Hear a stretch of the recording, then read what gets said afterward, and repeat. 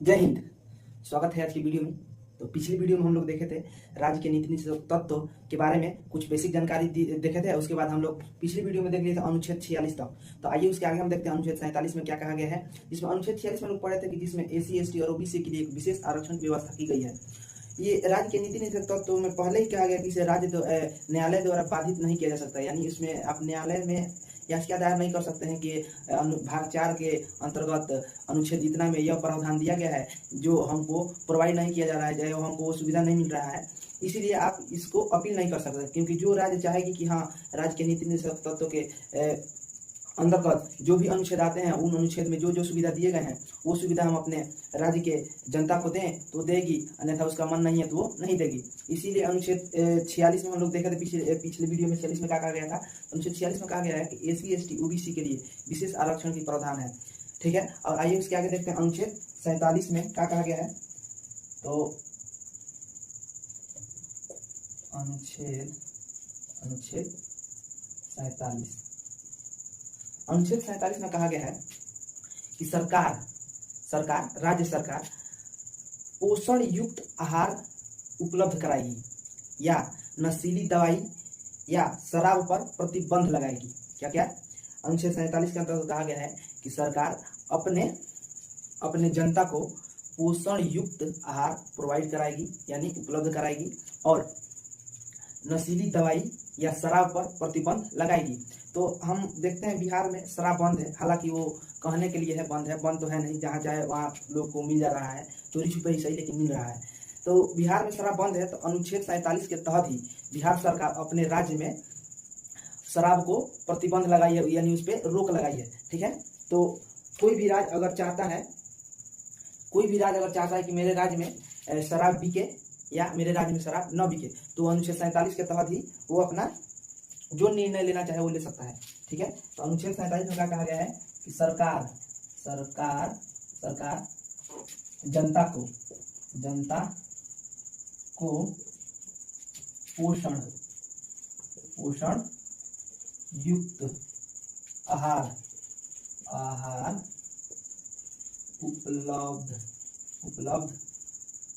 उपलब्ध कराएगी। क्या कराएगी? सरकार जनता को पोषण युक्त आहार उपलब्ध कराएगी या उसमें कहा गया है कि नशीली दवाई जहरीली दवाई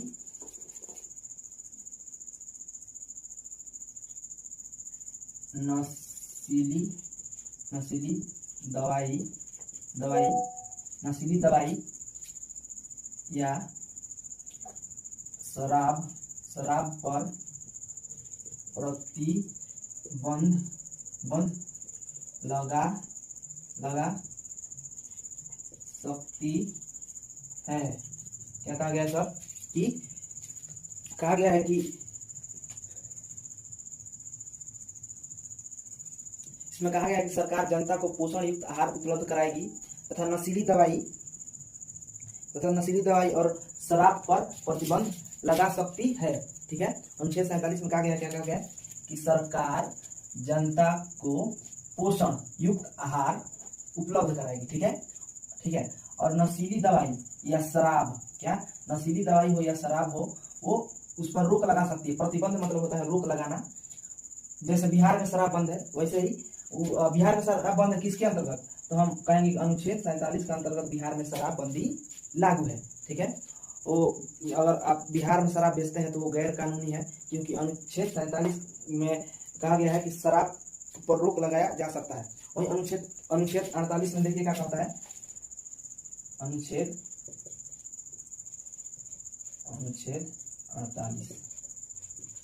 48 में क्या कहा गया है। 48 में कहा गया है कृषि और पशुपालन को क्या कहा गया है, कृषि और पशुपालन को वृद्धि यानी कृषि और पशुपालन को बढ़ावा देगी। सरकार ये अपने जनता के लिए कृषि और पशुपालन में अपने जनता का मदद करेगी, यानी उसको बढ़ावा देगी कि हाँ आप ये कृषि कीजिए जिससे आप 2 पैसे कमा सकते हैं या पशुपालन में आप अपना बिजनेस आगे बढ़ा सकते हैं। तो इसमें क्या कहेगा अनुच्छेद 48 के तहत कृषि और पशुपालन को सरकार बढ़ावा देगी या किसी भी दुधारू पशु के हत्या पर प्रतिबंध है।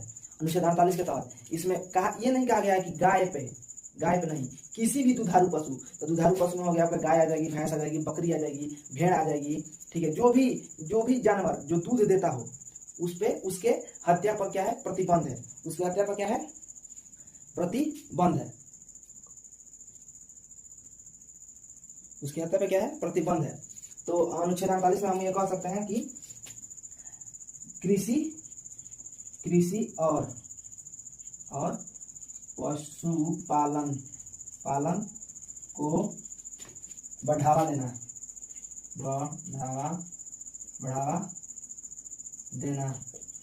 ठीक है। बढ़ावा देना नहीं, आगे बढ़ाना। और ठीक किसी भी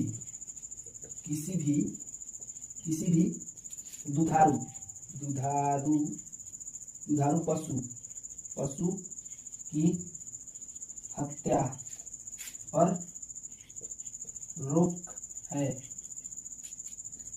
किसी भी दुधारू पशु की हत्या पर रोक है।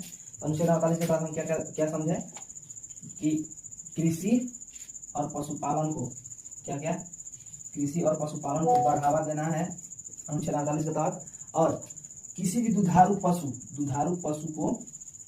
की हत्या पर रोक है। किसी भी दुधारू पशु की हत्या पर क्या है, रोक है। वही 48 के क, अनुच्छेद 48 के क में 48 के क में क्या कहा गया है, 48 के क में कहा गया है कि पर्यावरण पर्यावरण वन एवं वन्य जीव की रक्षा करना सरकार का कर्तव्य होगा। क्या होगा, वन एवं वन्य जीव की रक्षा करना सरकार का कर्तव्य होगा। ये अनुच्छेद 48 में था नहीं, इसे कब 42वां संशोधन 1976 में जोड़ा गया था, ठीक है। कब जोड़ा गया था, 42वां संशोधन 1976 में। 48 का क में क्या है कि वन तथा वन जीव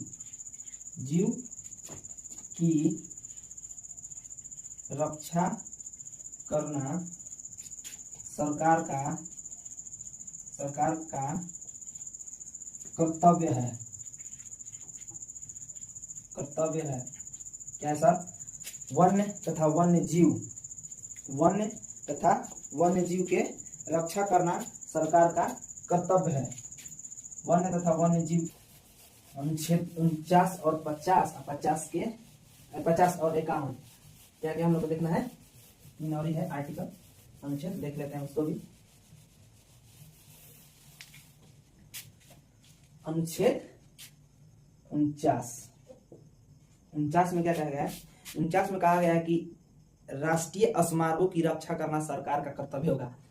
स्मारक मतलब होता है जैसे राष्ट्रीय जैसे स्मारक हो गया, जैसे लाल किला हो गया, ताजमहल हो गया, इंडिया गेट हो गया, ठीक है। ये सब क्या है, राष्ट्र धरोहर है। क्या है, राष्ट्र धरोहर है। ये राष्ट्रीय ये अपने देश के एक राष्ट्र धरोहर है। यहाँ से दूर अन्य देश के लोग आते हैं यहाँ से घूमने के लिए, वहाँ के इतिहास जानने के लिए।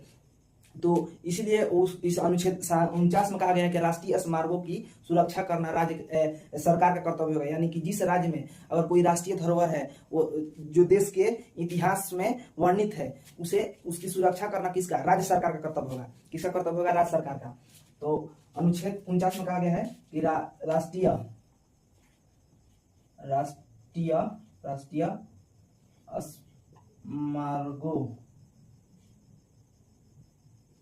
स्मारकों की सुरक्षा करना सरकार का कर्तव्य होगा। क्या होगा सर, राष्ट्रीय स्मारकों लिखते हैं, राष्ट्रीय स्मारकों की सुरक्षा करना सरकार का कर्तव्य होगा, ठीक है। और अनुच्छेद 50 में क्या कहा गया है, अनुच्छेद 50 में कहा गया है कि कार्यपालिका को न्यायपालिका से अलग करना। क्या कहा गया है, कार्यपालिका को न्यायपालिका से अलग करना। जैसे मान लीजिए कार्यपालिका क्या है सर, कार्यपालिका यह हो गया न्यायपालिका, ठीक है। कार्यपालिका में हमारा आ जाएगा जैसे जो भी सरकारी कर्मचारी हैं, जैसे मान लीजिए पुलिस हो जाएगा, पुलिस पुलिस, डीएम हो गया हमारा, एसपी, सब क्या है, ये सब कार्यपालिका का अंग है। क्या है सब, ये सब क्या है, कार्यपालिका का अंग है। और न्यायपालिका में हमारा हो गया सुप्रीम कोर्ट हो गया, हाई कोर्ट हो गया, डिस्ट्रिक्ट कोर्ट हो गया, ठीक है। ये क्या है, ये न्यायपालिका है। तो अनुच्छेद 50 में कहा गया है कार्यपालिका को न्यायपालिका से अलग करना। नहीं तो अगर मान लीजिए कि अगर कार्यपालिका और न्यायपालिका दोनों ही एक ही व्यक्ति को दे दिया जाए, एक ही व्यक्ति के हाथ में अगर ये दोनों रहे तो किसी भी निर्दोष व्यक्ति को सजा हो सकती है। जैसे मान लीजिए अगर पुलिस के हाथ में अगर रहे कार्यपालिका और न्यायपालिका दोनों, तो पुलिस किसी को भी अगर शक के आधार पर पकड़ती है कि ना ये व्यक्ति चोर है, तो वो शक के आधार पर पकड़ ली। अगर वो कार्यपालिका वो अपना काम कर दिखा, उसको शक के आधार पर पकड़ लिया, फिर अगर उसी के हाथ में है न्यायपालिका कि उसी को हम सजा देंगे, तो बिना जांच पड़ताल किए उसको सजा दे सकती है। क्या, बिना जांच पड़ताल किए उसको सजा दे सकती है। तो इसीलिए कहा गया अनुच्छेद 50 में कार्यपालिका को न्यायपालिका से अलग करना, यानी कार्य जो पकड़ना है, जो अगर कोई भी व्यक्ति को पकड़ना है तो वो पुलिस करेगी, या कोई आदेश देना है पुलिस को तो वो डीएम देंगे, एसपी को देंगे, डीएम एसपी को देंगे, ठीक है। तो ऐसे ही हो गया, ये कार्यपालिका का अंग हो गए। और ठीक है, ये किसी भी व्यक्ति को पकड़ कर लाकर सौंप देगी, कोर्ट में सौंपेगी, तो कोर्ट में जाएगी तो वहां पे जज देखेंगे कि हाँ सबूत के आधार पर किसी भी व्यक्ति को सजा दिया जाएगा। किसके आधार पर, सबूत के आधार पर। इसीलिए अनुच्छेद 50 में कहा गया कि कार्यपालिका को न्यायपालिका से अलग करना। क्या करना, कार्यपालिका को न्यायपालिका से अलग करना। अनुच्छेद 50 में कहा गया है कार्यपालिका को न्यायपालिका से अलग करना, ठीक है। और अनुच्छेद 51 क्या कहा गया सर, अनुच्छेद 51 में क्या कहा गया, इसको मिटा के देखते हैं। अनुच्छेद 51, अनुच्छेद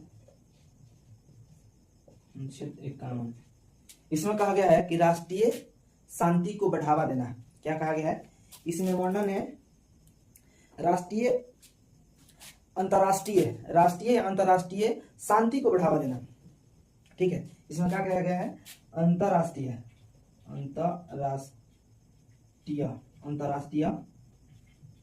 शांति को बढ़ावा देना। अंतरराष्ट्रीय शांति को क्या करना, बढ़ावा देना।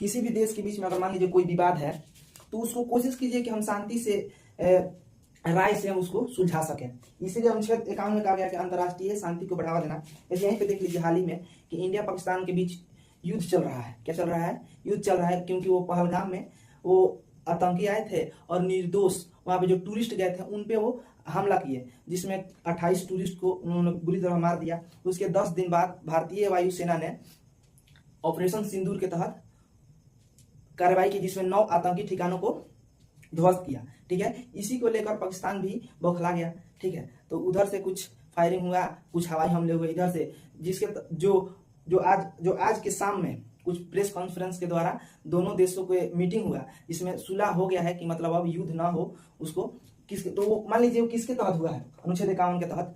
क्या कहा गया है कि अंतरराष्ट्रीय शांति को बढ़ावा देना, यानी वो अब युद्ध नहीं होगा, बातचीत से सुलझ गया। तो क्या कहा गया कि अंतरराष्ट्रीय शांति को बढ़ावा देना। पहले शांति से निपटाइए। अगर शांति से अगर कोई भी देश या कोई भी नहीं मानता है तो उसको तब युद्ध किया जाता है, ठीक है। तो पाकिस्तान जानते हैं कितना नीच है, वो हमेशा आतंकी हमला करते रहता है, निर्दोष व्यक्तियों को मारते रहता है। वैसे ही ताज होटल पे किया था, वैसे ही पहलगाम में किया, जिसके तहत अभी फिलहाल में युद्ध चल रहा था, ठीक है। तो आज के हमारा ये टॉपिक जो भी था अनुच्छेद 47 से लेकर 51 तक, तो हम उम्मीद करते हैं कि आज आपको ये टॉपिक बहुत अच्छे से समझ में आया होगा। तो आज के लिए बस इतना ही रहते हैं। मिलेंगे इसके आगे भाग 5 क्या देखेंगे, इसके अगले वीडियो में हम देखेंगे भाग 5, ठीक है। और आज के लिए बस इतना ही, मिलेंगे विशेष अगले वीडियो में। जय हिंद, जय भारत।